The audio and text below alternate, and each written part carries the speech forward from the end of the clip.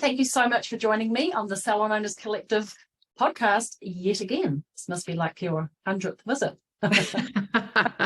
Yeah, no, always a pleasure to be here. I love it. It's great. So one of the reasons I wanted to bring you on the podcast today is to talk about building a culture and structure that the business owner can truly be or get free from the business. But before we dive into that, because I feel like you're a pro at that, do you want to just give us a little bit of like, who are you anyway?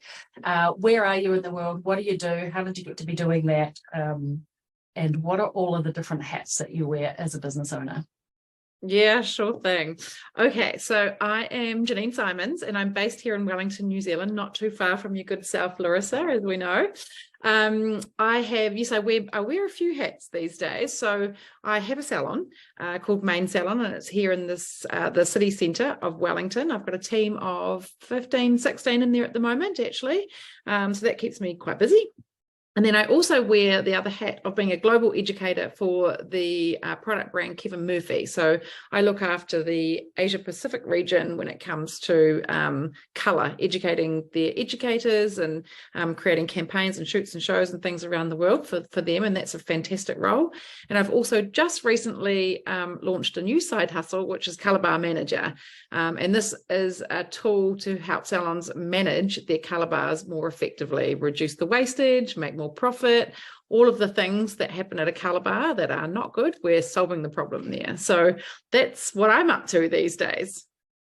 Well, why I particularly wanted to bring you on the podcast today is I really want to talk about this, like how does one single human get to do all of these things, like manage 15 people, travel all around the globe, launch software, like what the heck? Most people dream to be able to do that and not many people can pull it off. And inside of my Salon Mastery program, it's kind of two distinct people that come and visit me. And that is, I can't imagine ever leaving my clients, but my business is a mess because I'm too busy serving my clients. Help me grow my business. Or the other one is like, I've got this business, which is really great. I'm, not working in the business. I'm not seeing too many clients. And I've got 5 side hustles. I work for Matrix. I'm doing education over here, and I'm doing these 3 other things. And I'm wondering why my salon's not growing. And I feel like you've nailed the first problem. You don't serve any clients inside of your business. You leave that to the team and the experts. And you've managed to successfully do a bunch of other interesting things while your business continues to grow, explode, and develop and evolve. So I thought, who better to have this conversation with other than your lovely self. So let's just start by establishing, like, how often do you go into the business, into the salon? What is, the average week when you are in there? What does that look like? Because I know you're away for extended periods of time when you're traveling around the globe. Like, who is Janine and what's the relationship with the salon? Yeah, absolutely. So there's a lot of points that you touched on in there, Larissa. So when I'm here in Wellington, I go into the salon probably a couple of days a week.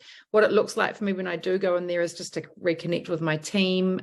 Generally speaking, though, my role is I still drive and lead the business. I just don't kind of work in it, if that makes sense. So when I am here, I'll go in and I really enjoy educating my apprentices or my young stylists. So I'll often go in on the academy day and help them out with colour. I mean, when I'm out there globally, I'm teaching and learning new techniques all the time. So I'd love to bring that back to my team, and it starts at the foundation with my youngies. So that's what that looks like. And then the rest of the time, I spend my time in the salon connecting with my management team. So making sure that they have what they need to do their job really well, and just helping them troubleshoot or solve any challenges that they have. So overall, I probably spend about anywhere from 5 to 10 hours a week working on or in the salon, and that's exactly what that looks like. But I can have weeks where I'm not in there or on it at all. So sometimes, like just recently, I was away for 2 weeks in a row. The only thing I actually had to do in that time was my payroll. So so I'm very free from the salon. But going back to kind of what you were talking about, yes, the only way and how I've managed to become free is by setting up very strong systems and processes. And of course, having the right people in the right roles to support me in all of these endeavors as well. Yeah. Okay. Well, let's dig into that because I agree with you. Systems and processes shall set you free, but people often feel constraint around that, or don't like the idea of being, like we're creative entrepreneurs. We don't want to be constrained by systems and processes. Like I got into business so I didn't have to follow somebody else's systems and processes. I'm not good at following the rules. I like to make the rules. So I know you've got a couple of key points. Let's start with the first one. What if we want to be free from our business, what's one of the first things that we have to nail in terms of setting up a system and a process for? Yeah, sure. So, there's 2 or 3 key things for me around this. But one of the things that I will say is we are super creative. I think having structure actually breeds predictability, which also in turn allows the team to have so much more fun and be more creative. I think without that, it turns into a mess. Like you were saying before, you can be off chasing whatever you're doing around the world, but the salon's kind of falling apart behind you. Whereas that you can have a very high level of naughtiness, fun, creativity, when everyone knows the rules and it's very predictable. That's, what I find in my experience. So the only way to do that is to create really good systems and processes. Not always easy, like your good self. Yes, we get into business to not have to follow systems and processes. And my team would often be heard to say, I can often be the biggest disruptor when I go in there. And I think one of the things as a salon owner is it's systems and processes are hard. When you need to put a new one, a new service, a new system, a new process into your salon business, it's hard because we're all by nature very habitual. But humans are creatures of habit, and it's really, really challenging to break or change those habits on a daily basis.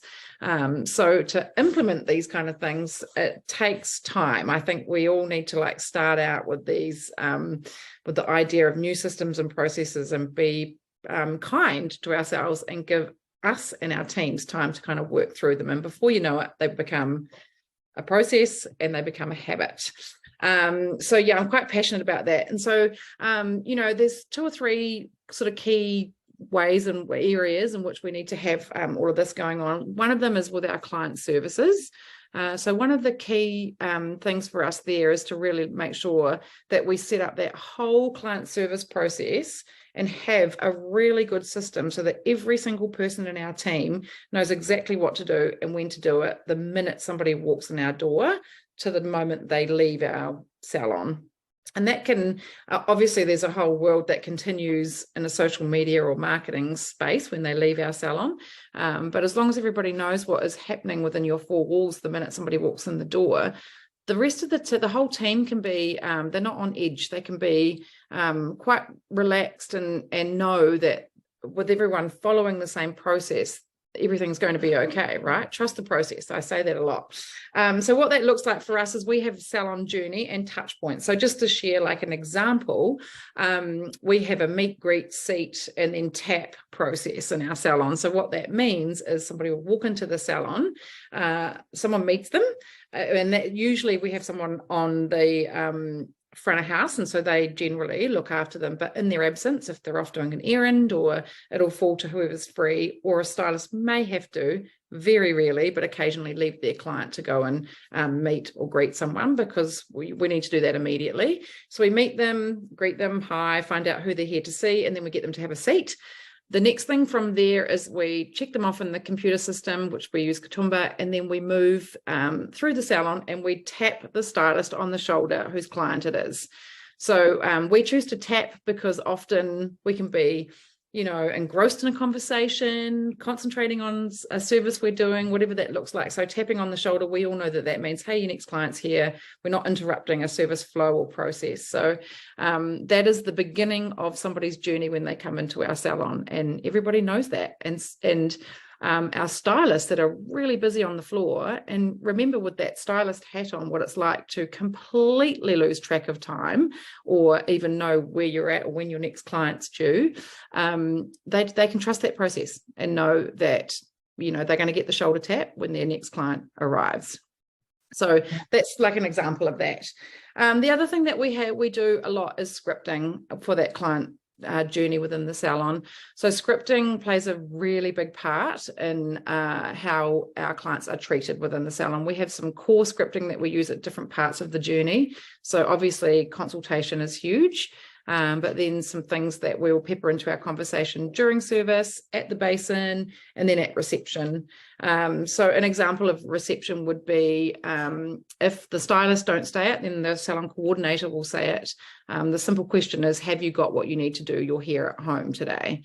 And that just means that one part of that process means that we're checking in that they need home hair care, and of course the beauty of that question is it's not a yes or no answer. They have to actually think about what's going on in their shower, what's sitting on their bathroom shelf, or whatever that looks like. So that works really well for us. So those are a couple of things that simple ideas of what a process looks like for us within that client service journey.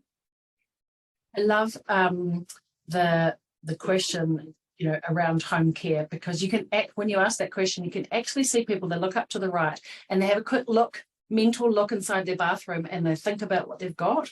I think there's a real art to teaching people to be comfortable in the silence. Let them think, go into the bathroom, think about what's in the bathroom, whether they need it, and give them a chance to answer. But often as stylists or even therapists, it's too easy to not give them the time and the space because we're scared of the silence and we just keep talking and start to talk rebooking and we're on to the next thing. The poor client doesn't get a chance. So I love that there's a system and a process, and this is something that you teach all of the people, and those little finer details, right? Yes, absolutely. And actually one of the other, let me just dive into that one more second too. One of the other things that is compulsory for every single stylist every single time is pre-quoting our client services before they start. This just removes any challenges, barriers, problems, issues around at the front desk. There's nothing worse than someone getting to the front desk and getting bill shock or a surprise at what their hair has come to today. And it just means both people can relax into the service, the stylist and the client. And we have lots of scripting and conversation starters around what the stylist can do if it's not within the client's budget today, or what that looks like. There's always a workaround. I think if you're not pre-quoting, that is an absolute must to start to implement into your salon journey. It takes away a myriad of problems. Yeah, for sure. Okay, so if systems and processes, particularly around client service, is going to be fundamental to us gaining a little bit of freedom and distance from the daily operations of our business. Talk to me a little bit about finances and how important does this play into, gaining freedom from operations? Yeah, it's huge. So financial freedom, at the end of the day, financial freedom equals profit. Really, the more profit we have, or the more money we have in our bank accounts, the more freedom we have to make decisions to either implement things in our salon, remove ourselves from the salon, provide things for our team when they ask for it, repairs, maintenance, all the things. So financial freedom is probably, I'd have to say, the number one pillar almost, to be able to then deliver to our clients and our team accordingly. So financial freedom for me, really, the key thing for me here is no secrecy. So I think for years, salon owners or managers, or it's all been a bit like they know the numbers, but the team have got no idea of the numbers, and not wanting to share enough about what it actually looks like to run a profitable, healthy business and where the money goes. So over the last 3 or 4 years, that's something I've really worked extensively on with my team. We've really dived into what the numbers look like, what it actually costs to open the doors for 5 minutes, 10 minutes, 15 minutes.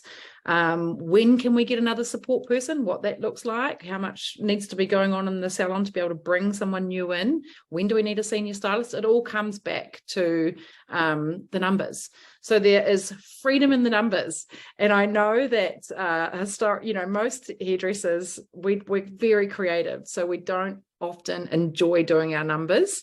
However, I find numbers fun. I think if you start to learn easy ways to do them, then there is fun and creativity in knowing those numbers 100%.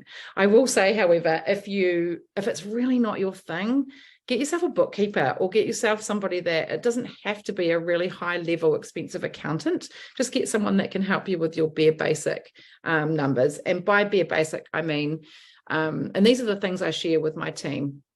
Knowing your bare bones break even. So that's just like the minimum expenses you need to cover to open your doors. And in my humble opinion, you should know that down to the sort of 5 minutes, especially, or at the very least 15 minutes, because we kind of tend to work in those increments, of time. And then share the financial goals with the team. Like, my team, pretty much I've taken them right through, like what it costs to run the business, where it all goes, what's left at the end of the day, the profit margin that I expect to make on being a business owner. I'm pretty honest about the fact that I'm not here to work for free, and no one should be. Like, they're not either. So I think those open, honest conversations are great. But the biggest probably system or process that I've put in place around financial freedom has been to align all of my stylists or all of my team members with where they want to be with regard to earning a living. So we set a goal, and it's different for every individual. So they have a good, great, excellent hourly rate or annual earning that they want to achieve. And then we work backwards from there. And working backwards from there simply means, with a stylist, for example, it comes back to how many clients do you need to look after in a week? What do you need to be charging them? What does your weekly turnover need to look like in order to be earning that kind of financial living? And it all falls into place from there. And once you've established that, then all the problems around charging clients for extra time, extra product, because they understand what they need to make in alignment with what the salon needs to in order to break even, but also B, what needs to be turned over in the salon so that everybody within it can earn a good living. We really are quite strong about having a great work-life balance, and part of that is financial freedom. Yeah, that's right. And I think it's less scary when you feel empowered to show people how to get to the goal. I think otherwise the fear is like, oh, I don't know how I can afford to pay them, or I don't believe that they can, achieve those results. And I think that's the mission of the owner, is to find that out. Like, how do you help your team members earn a lot finances wise, so they can then subsequently take home those wages? Like, that's one of the things that you have to nail. Yeah. What are the answers to that, so you can lead your team, get in front of it rather than behind it, because it can feel scary, right? To your point earlier. Yes, yeah, it can feel scary. But if you put a really simple process in place, and then it's just one focus, like for the stylist, it's one focus. Once they know their magic number or their magic amount of clients per week, that's all you work towards. And once they've achieved that, that's it, done. Yeah. That becomes your goal, right? As the business owner, is to lead them to success. Yes. And achieve that goal. Then I think that becomes quite liberating and empowering, rather than this kind of whip people into shape and go, why aren't you performing? Yes, yeah, that's right. Yeah, that's right. And remember, the performance level for every individual is different. And I think that's where setting the good, great, excellent benchmarks individually works really well, because then they can sort of fall into where they want to sit within that. Obviously, I have a minimum kind of dashboard figure for each person in their role, but outside of that, it's really up to them. Yeah. So let's talk a little bit about, if you're not present, your humans are the ones that are running the ship. Let's talk about your engagement and sort of interactions with them, in terms of you being able to be free and travel the world. What are the most important things with your interactions and relationships with your team? Okay, so the main thing is that they know that my communication channels are always open. So even when I'm away, they can certainly contact me. We've got a couple of communication channels that we use. One is like a little app called Voxer. So Voxer's like immediate. They can message me, and then I can get back to them when it suits, because often I am on a different time zone. So as long as they know that the communication channels are there, I think that works really well. And but mostly, you know, the goalpost that I have is I set out to make sure that every person within my team, right from the newest of apprentice or salon assistant through to salon manager, team leader, they can make an autonomous decision in a moment. So what that means is they can respond to a client request with confidence. They can make a decision around what they should be charging with regard to the value of the service they've done. So that's the thing that gives me the freedom to be able to go and travel the world, a side hustle of a color bar manager, that kind of thing, you know. So as long as they have that, then it's easy to be free from the salon. And the way that I plug those gaps is when something's a problem, I need to create a system or process to eliminate it. And, you know, these things can arise every week, month, whatever that looks like. But what that looks like for me is if someone comes to me to challenge me on something, complain about something, or something is not quite right, those are gaps. And if those gaps, we look to plug them with a process.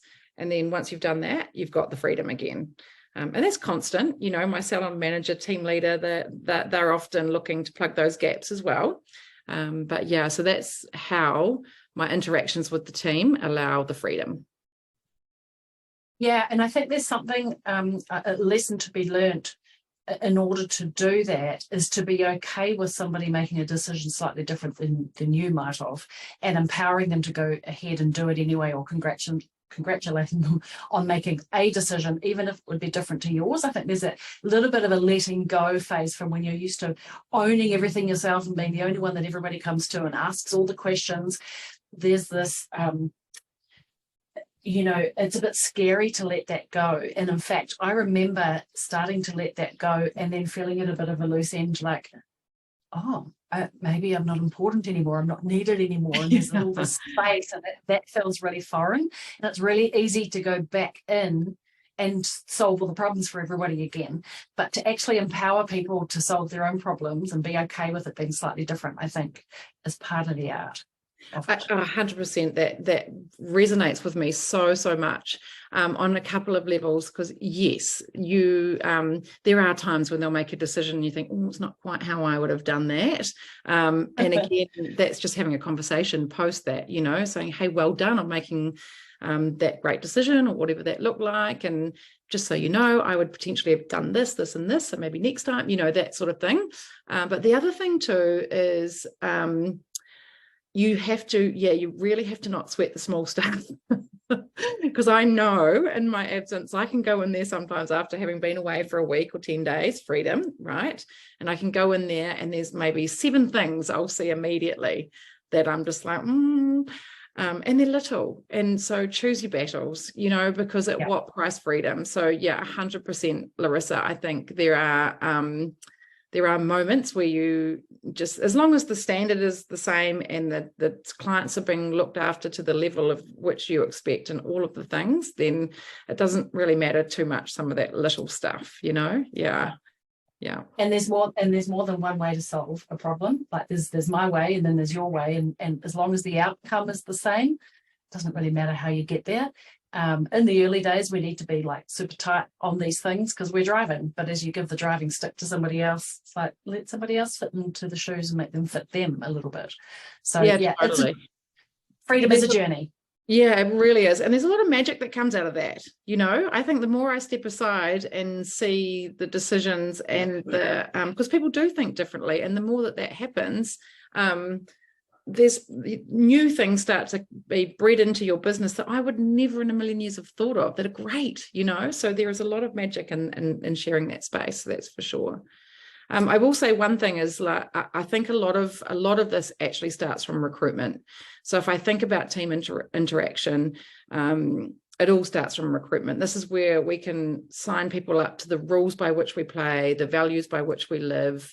We introduce our employee handbook, you know, with all our policies and procedures, and eliminate all of the things that we know are challenging, you know, like eliminate those questions around how does my family get their hair done? When can I get my hair done? Like all of the little things that we all know can be challenges or gnat bites in our business. And you can always bring team members back to that if you've recruited by that. Yes. Yeah. Start as you mean, set the ground rules early, start as you mean to go on, basically. Yes. Yeah, 100%. 100%. All right, I know that you have a quote or a mantra or something that you say often. What's something that you can hear that comes out of Janine's mouth all the time? Oh, I think I've probably said it about 5 times through this podcast, to be honest. But a really big one is trust the process. I'm constantly saying to my family, my children, the salon team, just trust the process, you know. And if you work the process works. So that's a saying that's been around for a long time.